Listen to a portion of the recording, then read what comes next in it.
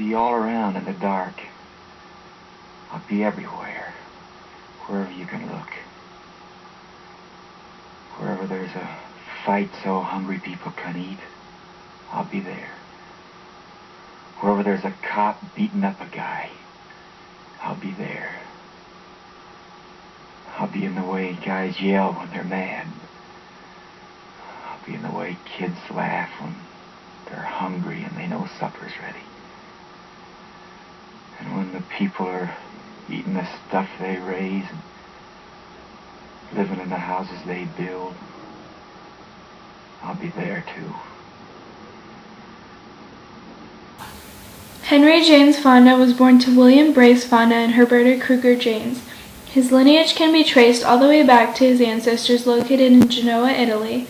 When the Fondas immigrated to the U.S., the family founded the town of Fonda, New York, where they worked as farmers. It was not until William Brace's grandfather, Ten Eyck, moved to Omaha that the Fondas began to put down roots in Nebraska. Henry's father was later born in Omaha, from which he moved to Grand Island in 1904. The home of which Henry was born in was built in 1884 on 622 West Division Drive. The house was owned by George B. Bell at the time and was being rented out to the Fondas. In 1995, the same house would be used in filming as the home of the character Jimmy in the movie My Antonia. The date of May 16, 1905 marked the birth of William and Herberta's first child. The two were living in Grand Island at the time. William worked as a commercial printer, and Herberta taught classes in the art of cooking at the AOU W Hall. The birth of their son occurred about a year and a half after the couple moved to the little town. The announcement of the birth could be seen in newspapers the next day. This announcement marked the first of the thousands of Henry Fonda commentary that would be read in newspapers across America for years to come. He was given the name Henry to continue the name of his grandfather on his mother's side. His middle name, James, was his mother's maiden name and became a common name that the Fondas kept in the family. The newborn only lived in Grand Island home for 6 months. He was baptized at St. Stephen's Episcopal Church, but was later raised as a Christian Scientist. The family relocated to Omaha in early 1906. William Brace kept his job as a commercial printer, and Herberta stayed at home. Henry's two younger sisters, Harriet and Jane, were both born in Omaha. As a boy, Henry Fonda attended Dundee Elementary School. Fonda joined the Boy Scouts and continued with the program until he was ranked an Eagle Scout. He is remembered as being a good skater, swimmer, runner, and baseball player. He even accomplished running a 5-minute mile in his youth. One of the most significant events Fonda experienced as a boy occurred in 1919. Henry was 14. Late one night, his father took him to his work building located across the street from the courthouse. Henry watched the ride of 1919 unfold in front of him. That experience would stay with him for the rest of his life. The family moved into 5108 California Street in 1912. Henry lived in the Dundee home for the rest of his teenage years. He lived in this house during his high school years, in which he attended Central High School all 4 years. Though he grew up with good looks, he was a shy boy throughout his school experience. His senior yearbook notes his participation in High Y and Purple and White Week. Beside his senior picture reads a description: Henry has a great ability in art. He can detect a good picture or a pretty girl with no trouble at all. Senior year marked the year he would finally get his growth spurt. 6'1.5". The same year he interviewed for a job at the Northwestern Bell Telephone Company. He took this job to help out his father financially. In hopes of continuing his employment with the telephone company, he enrolled in the University of Minnesota, located in the same state as the company's headquarters. He majored in journalism with the intent of becoming the head of the school paper. To much dismay, his plan did not pan out. The telephone company would only offer him a low-paying part-time job. Fonda found a better-paying job later freshman year at the Unity Settlement House. He became invested and was exhausted at the end of each day. He remembers he would fall asleep at his desk nearly every night, with classes, 3 to 11 work days, occasional weekends working at Northwestern Bell, and a girlfriend. Fonda could not handle the toll of college. The end of sophomore year entailed finals. Fonda felt so worn down that he drew pictures instead of taking the tests. Needless to say, he flunked out of college. Returning home, he sat around contemplating his future. Luckily, his future arrived through a telephone call, a phone call from his mother's close friend and mother of Marlon Brando, Dorothy Brando. The co-founder of the Omaha Community Playhouse requested Henry to try out for the play You and I. With hesitation, Fonda agreed. His audition for the role of juvenile Ricky. After a few misreadings, he slowly read through the lines of his very first audition with a timid presence. He got the part. I was too self-conscious to say I didn't want to do it, or I didn't know how to do it. He memorized the part. When the curtains went up on opening night and the lights lit up the stage, Fonda officially started his lifelong career in show business.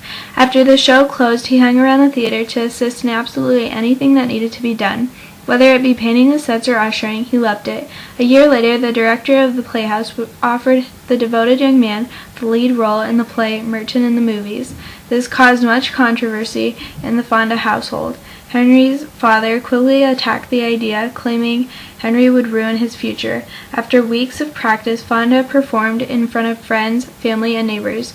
When he came home that night, his father would not allow any criticism to be spoken of his son's performance. He announced he was perfect, and that was that. Fonda realized he wanted something more than being a small fish in a small pond. With no exact destination, Fonda hitched a ride with a neighbor out east. He was dropped off at Cape Cod and set out from there. He went from one theater to the next looking for an acting job. A day after arrival, he was offered a gig as the third stage manager in one of the theaters. Not too long after, he was offered a real acting job with the University Players. That is where he got his start as the leading man. He would play the lead male in nearly every show the company produced. He would return to the University Player in the summer for years to come. While off-season, he would search for small acting roles or helped out backstage in different theaters in New York. After 4 years of the University Players, he left to start anew. His dear friend, Josh Logan, found a Princeton student to replace Fonda. He went by the name of Jimmy Stewart, and when told of his expectations of succeeding Fonda, Stewart denied his ability, protesting, "I'm not good enough to replace Fonda." Little did the young sophomore know he would not only become a well-beloved Hollywood actor, but also Fonda's closest and most trusted friend. Fonda's attempt at finding acting roles and not relying on the Cape Cod Theater did not work out as he had hoped. He took anything he could get for a few years until he was introduced to Leonard Stillman. He was a director looking for an actor, and Fonda was an actor looking for a job. Fonda confessed he could not sing nor dance. In disappointment, Stillman questioned what talents he did have. Fonda responded that he could imitate babies. After exhibiting his gift, Stillman was hysterical. Fonda was booked for what could potentially be his biggest show yet. The Broadway play New Faces was a hit. He had finally made it in the Broadway world. It was finally all worth it. Continuing his success, he received rave reviews as a comedic actor. He attracted much attention from his performance, including from the acting agent Leland Hayward. Hayward would introduce Fonda to Hollywood. Reluctantly, Fonda committed to the movies, so long as he could also continue theater work. He moved out to California and took up living arrangements with his young friend Jimmy Stewart and University player George John Swope, who had both also moved west for the movies. Fonda's movie debut was an adaptation of the play The Farmer Takes a Wife, which he had starred in on Broadway. His name quickly hit the radar of every director, producer, and actor in town. He acted in The Trail of the Lonesome Pine, Slim, You Only Live Once, Jezebel, and Jesse James. He starred alongside Bette Davis, Sylvia Sidney, and Pat O'Brien. Fonda hung out with other rising stars and spent his nights out on the town. His screen career took off without a hitch. He played in movie after movie without a break in between. This includes the first outdoor western in Technicolor and the very first Technicolor in England. When he returned from shooting Wings of the Morning in Europe. He starred as Abraham Lincoln in the movie Young Mr. Lincoln. Critic Frank Nugent wrote, Henry Fonda's characterization is one of those once-in-a-blue-moon things, a crossroads meeting of nature, art, and a smart casting director. The actor would go on to play a number of presidential characters in the 106 movies, television shows, and shorts he appeared in. There was one movie in particular that made Fonda a household name. The film was a hit as soon as it hit theaters in 1940. Portraying John Steinbeck's Tom Joad, he took on the life of the American man. He took on the burdens and stress of a man trying to provide for his family at the time of the Dust Bowl. The Grapes of Wrath became just as big of a hit on screen as it was on paper. Newspapers and magazines raved about Fonda's performance, claiming he played Tom Joad exactly how Steinbeck had written him. The Oxbow Incident was his next big hit. The movie, portrayed by Lamore Trotty, allowed Fonda to reflect back to his childhood when he witnessed the lynching of innocent Will Brown. The film took place in the early 1900s and was structured around the many hangings that took place at the time. Along with the Oxbow Incident, he starred in most of his movies as the good character. He felt like the event that occurred in 1919 had encouraged him to want to be the just character in the plays and movies he participated in, fighting for what was right. The day the Oxbow Incident ended, he enlisted in the military. In 1942, he joined the Navy. He explained to his wife, "I don't want to be in a fake war in a studio." He returned home 3 years later after being awarded a Bronze Star and reaching lieutenant senior grade. Once returned, he jumped right back into show business. He could be seen in My Darling Clementine, Fort Apache, and The Fugitive. In 1948, Fonda signed on to play Mr. Roberts in what would be his most time-consuming role he ever played. He would play the same character in Mr. Roberts on stage for 3 years straight and would later portray him on screen as well. Throughout his marriages with his second wife, Frances Seymour Brokaw, and his third wife, Susan Blanchard, he starred in movies and plays, leaving little time for his personal life. He was more involved with his fellow actors than his family. In 1957, he filmed the unique picture 12 Angry Men. The movie would be nominated for the Best Picture Oscar. He also participated in the Western films The Tin Star and Warlock. Fonda acted in his last movie at the age of 76. On Golden Pond was based on the relationship of an elderly couple and their daughter. Henry was cast as the husband, with longtime friend Katharine Hepburn playing his wife. His daughter Jane Fonda played the daughter in the movie. The resemblance the movie had to the Fonda's real-life relationship with his daughter was uncanny. Set on a lake, the location would take Henry and Jane back to the days Henry would take Jane and her brother Peter on fishing trips. In the scene when the father and daughter argue, it becomes real for Henry. He took in the moment and became genuinely emotional. Jane understood that this scene was more raw than any acting he had ever done.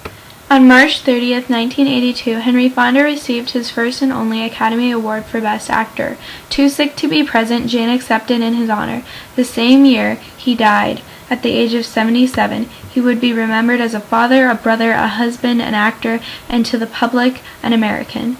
Though he was not affected by the Great Depression, as most, he acted in a movie that would document the tragedy in history so as to never be forgotten. He acted on screen and on stage until his death, and he loved every second of it. Henry lived in a way no other actor could compare to. He stuck to his Nebraskan roots. I'm Midwestern and proud of it.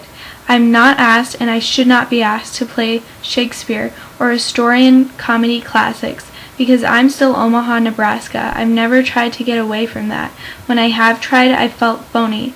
He struggled for years to get what he wanted, never giving up on his dream. Fonda served alongside other U.S. citizens in the war. He loved and lost, accomplished and regretted. Fonda played multiple historical characters in America's history and adapted his acting to the rapidly changing 1900s. He would never think of himself too good for anything, returning to Nebraska to visit his birth home and his first theater. He was a man of humility and integrity. Henry Fonda was an actor of the people. If there is one matter directors and producers have learned, it is that Fonda can act, rich or poor, powerful or weak, a pauper or a president, but always he does best as an American. As an actor, he is the definition of dedication and professionalism. Something we can all be proud of, an example to us all. Henry Fonda loves to act and is the true portrait of the working actor. For the past 46 years, and in 86 films so far, his presence has reflected the special nature of the American character, the best of what we like to think we are. His ability and his integrity as an actor has shown us the face of our country in a variety of different ways, from Abe Lincoln to Tom Joad, to Wyatt Earp, to Mr. Roberts. And each time, we come away knowing a little bit more about ourselves and feeling a little better for it. Henry Fonda's performances always carry a special dignity that shows us that there is no such thing as a small or unimportant person.